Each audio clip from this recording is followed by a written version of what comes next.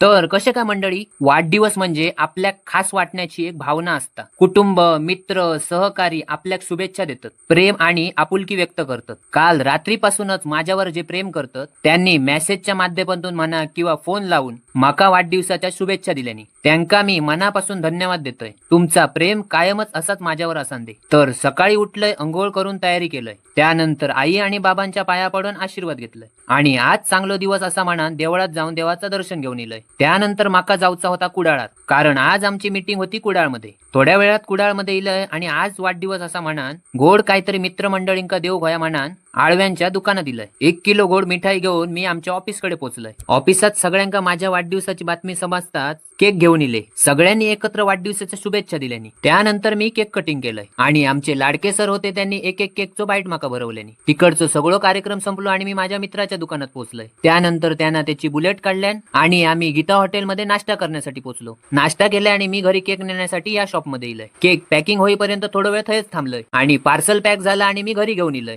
घरी इलंय आणि cake open करून टेबलावर ठेवलंय. थोड्या वेळानंतर आईन डोक्यात तांदूळ लावून ओवाळून घेतले. त्यानंतर सोबत बाबांनी पण ओवाळून घेतल्यानी व केक कटिंग करून मी थोडंसं प्लेट मध्ये भरून देवासमोर ठेवलंय आणि देवाकडे एकच मागणं केलंय की माझ्या मनातील जी चांगली इच्छा असत ती लवकरात लवकर पूर्ण होऊन दे.